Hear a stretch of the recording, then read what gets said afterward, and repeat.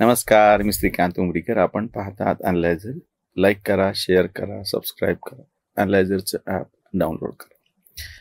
ते एक जुनं गाणं फार गाजलेलं होतं. तू हिंदू बनेगा न, तू मुसलमान बनेगा, इंसान की औलाद है इंसान बनेगा.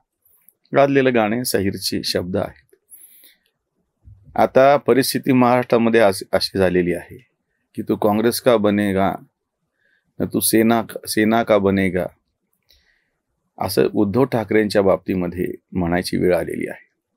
किंवा दुसरं एक गाणं होतं, विठ्ठला कोणाचा झेंडा घेऊ मी हाती. तसं उद्धव ठाकरेंची अशी म्हणजे काय म्हणतील त्याला संभ्रम होऊन बसलेला आहे, काँग्रेसकडे जावं का राज ठाकरे सोबत जावं. आणि त्या सगळ्या लिब्रांडू पत्रकारांना फार मोठ्या चवीनं हा विषय चघळायचा आहे. त्याचं कारण म्हणजे की त्यांना उद्धव ठाकरेपेक्षाही त्यांना भाजपचं नाक काय केल्यानं, उद्धवनी काय केलं म्हणजे भाजपचं नाक कापल्या जाईल असा तो मुद्दा. उद्धव ठाकरेचं काय व्हावं असा काही मुद्दा नाही. काँग्रेसचं काय व्हावं, वर्षा गायकवाड काय बोलतात ह्याचं काही कोणाला, भाई जगताप काय बोलतात ह्याचं काही कोणाला फारसं पडलेलं नाही. हर्षवर्धन सपकाळचं स्टेटमेंट काय आहे याला हे महत्व केव्हा देतात, हे जेव्हा भाजपच्या विरोधामध्ये जातं. भाजपच्या विरोधात हत्यार म्हणून आपल्याला हे जे वापरायला मिळतं. एक ढळढळीत पुरावा जो आता समोर आलेला आहे. निवडणुकीच्या म्हणजे नगरपालिका नगरपंचायतांचे 286 ठिकाणच्या निवडणुकांची प्रक्रिया सगळी चालू आहे. आणि अर्ध माग घ्यायचा परवाचा 2 दिवसापूर्वी शेवटचा जेव्हा दिवस होता तेव्हा 1-2 नाही, संपूर्ण महाराष्ट्रामध्ये 100 जागा त्या धुळे जिल्ह्यातली तर अख्खीच्या अख्खी एक नगरपालिका बिनविरोध काढली गिरीश महाजन यांनी. आणि मला वाटतं अजून एक नगर का सोलापूर जिल्ह्यातल्या अशा 2 नगरपालिका अख्ख्याच्या अख्ख्या बिनविरोध निघाल्या भाजपच्या. ह्यांच्या पोटामध्ये गोळा आता का उठलेला मी तुम्हाला सांगतो.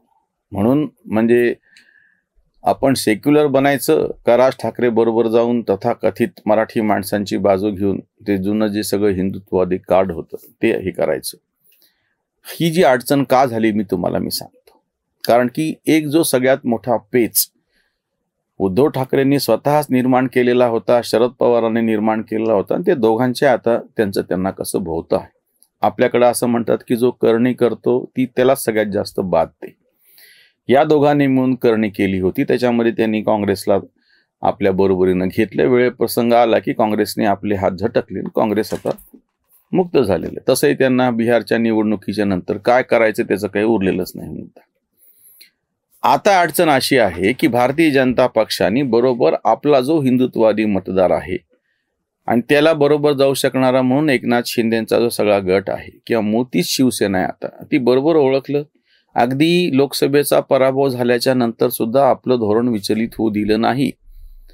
अगदी व्यवस्थित पद्धतीनं ते त्यांच्या बरोबर राहिले, काम केलं. त्याचा फायदा त्यांना विधानसभेमध्ये मिळाला ना. आता नगरपालिकेमध्ये सुद्धा आपल्या सगळ्या कार्यकर्त्यांना मोकळं सोडून देऊन सुद्धा नंतर जे कोणी निवडून येईल, जो उडाला तो कावळा आणि बुडाला तो बेडूक, जो कोणी निवडून येईल तो आपलाच आहे, कारण की त्याला सत्तेपाशी येऊन बसावंच लागतं. या धोरणानं त्यांनी त्यांचं जे काही सगळं धोरण अवलंबलेलं आहे. आता त्या नेमकं उलट 2019ला स्वतःच्या मुख्यमंत्री पदासाठी म्हणून भाजपचं नाक कापायचं म्हणून, अपशकुन करायचा म्हणून, दुसऱ्याला अपशकुन करण्यासाठी स्वतःचं नाक कापून घेणं असं जी म्हणेन आपल्याकडे, तसं यांनी स्वतः मुख्यमंत्री पद तर मिळवलं पण पक्षाची इज्जत आणि एकूण पुढचं सगळं ह्याचं नाक कापून घेतलं. पवारांची तीच अडचण झाली. पवारांनाही ते खेळ करायचा होता.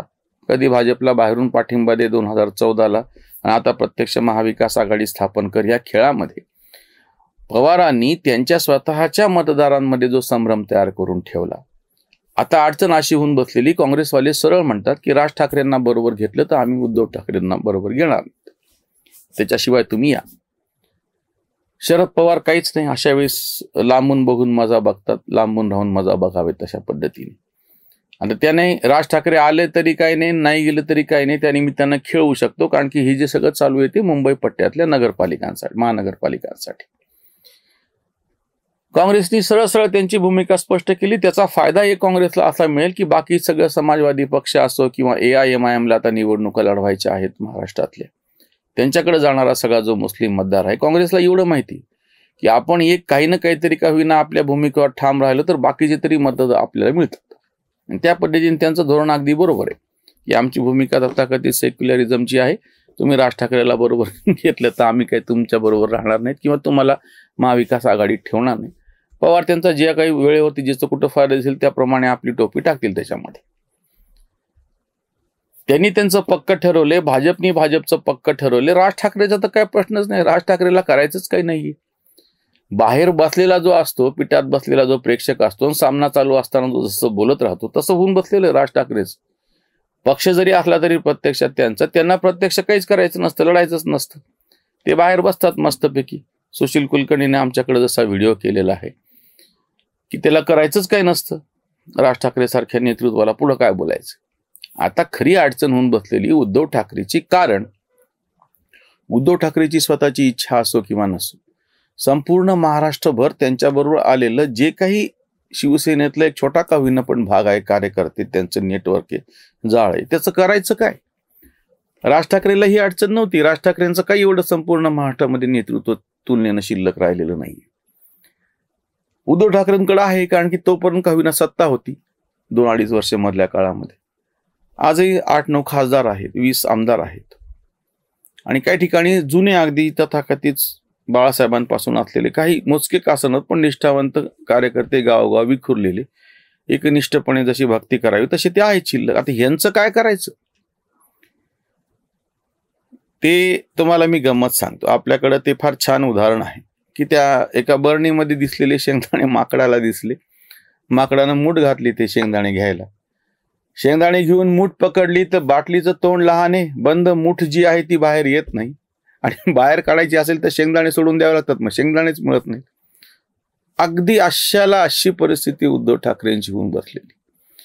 ते तथाकथित सेक्युलर शेंगदाणे मुठीमध्ये घेतलेले तर हात बाहेर निघणं आणि हात बाहेर काढायचा राज ठाकरे बरोबर जाऊन तर ते शेंगदाणे निसटून चाललेत. आता करायचं काय. इकडचा तर रस्ता तुम्हीच बंद करून ठेवला. जे सगळे हिंदुत्ववादी मतदार होते ते तुम्ही अक्षरशः लोकसभेमध्ये तरी काय, मला खरं तर आकडेवारीचं विश्लेषण तसं करता येत नाही कारण की गुप्त मतदान आहे. त्याच्यामुळे उद्धव ठाकरेंच्या तथाकथित सो कॉल्ड छोट्या मोठ्या लोकसभेतल्या यशामध्ये हिंदुत्ववादी मतदार किती त्याच्याबद्दल शंका काही का असे ना.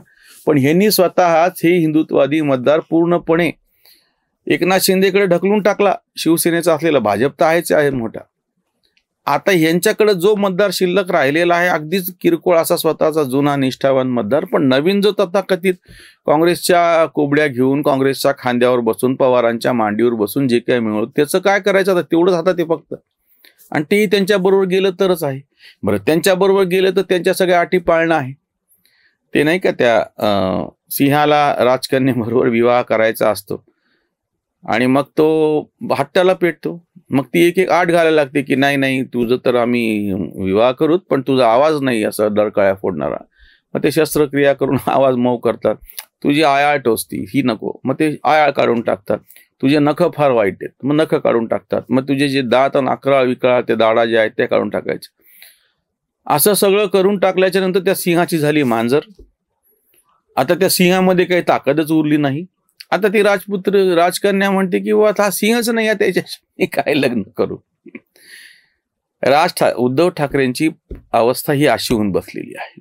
तुम्ही तेव्हा 2.5 वर्षाच्या मुख्यमंत्री पदासाठी म्हणून जे काही तुम्हाला तडजोडी तुम्ही केल्या, आयाळ काढली, नख काढले, आवाज सोडून दिला, दाढं काढल्या, शिकार करायची वृत्तीच तुम्हाला सोडून द्यावी लागली. एवढं सगळं केल्याच्या नंतर आता हा सिंहच नाही उरला. मग स्वाभाविकपणे सगळी अख्खी संघटना एकनाथ शिंदे घेऊन निघून गेले तिकडं.